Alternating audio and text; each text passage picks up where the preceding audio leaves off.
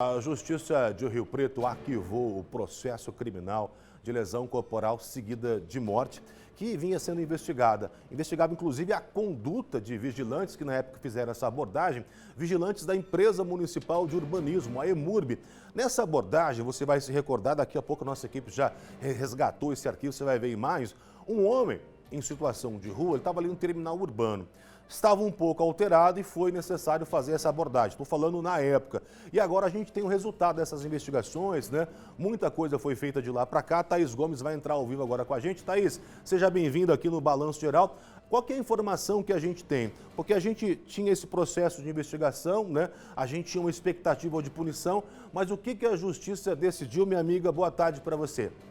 Oi, Nelson. Boa tarde para você, boa tarde para todo mundo. Essa situação aconteceu no dia 6 de maio do ano passado. Luciano Oliveira Gaia, de 37 anos, ele foi abordado por vigilantes da EMURB ali do terminal urbano porque ele estava alterado, né? Essa foi o que os vigilantes falaram então. Mas ele reagiu, então um dos vigilantes também reagiu e deu um golpe conhecido como mata-leão nesse homem, né, nessa pessoa em situação de rua de 37 anos. O homem ele sofreu uma parada cardiorrespiratória, ele saiu do terminal urbano ainda com vida, foi encaminhado para a Santa Casa, mas quando ele chegou lá não resistiu então à situação e acabou morrendo então. Foi quando o laudo necroscópico foi divulgado pelo Instituto Médico Legal e apontou que a causa da morte, então, desse homem, de Luciano, foi uma overdose. Foi quando o promotor Ival Marques de Freitas Júnior pediu o arquivamento do caso. Ele também foi acompanhado pela juíza Ana Maria, da 4ª Vara Criminal. Então, o que aconteceu foi, a causa da morte dele foi a overdose, então, por isso que o promotor e a juíza arquivaram, então, esse caso.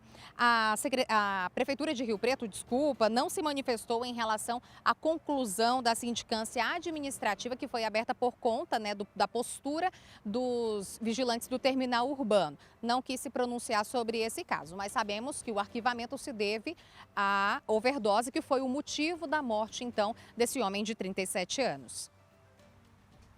A gente sabe muito bem que decisão judicial não se discute, se cumpre, né? E é isso que a gente faz, a gente acata e respeita, até porque teve uma investigação toda que chegou, né, a esse resultado. Agora, a gente já viu, e com certeza você já acompanhou também, casos em que esse procedimento, aí, esse termo usado, mata-leão, que na verdade é um sufocamento, chega a ser um golpe de arte marcial, já provocou a morte de várias pessoas. Pela região, a gente já mostrou, ao longo do país inteiro, território nacional, fora daqui nos Estados Unidos, a gente vê muitas vezes esse procedimento que vem sendo reavaliado. Será que ele é realmente necessário para fazer uma mobilização?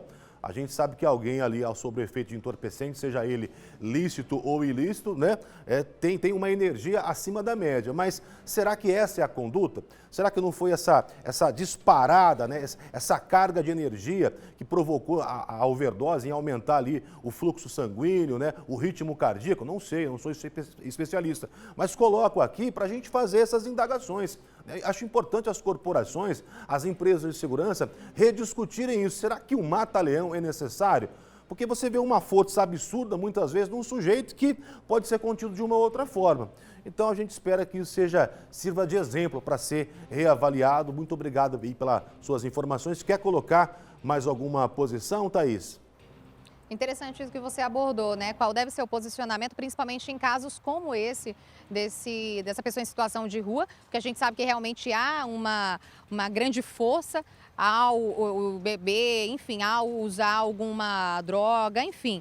Então, isso gera uma força muito grande no corpo, no ser humano. Então, qual é a melhor forma de mobilizá-lo até se conter, até a chegada da polícia, até relatar a situação, registro de boletim de ocorrência, enfim. Qual é a melhor forma? Isso é necessário e importante, né? Todas as forças de segurança, mas nesse caso, por ser do município, por ser a EMURB, né? E por sabermos que são vigilantes, né? Então, é necessário ter uma postura definida em cada caso.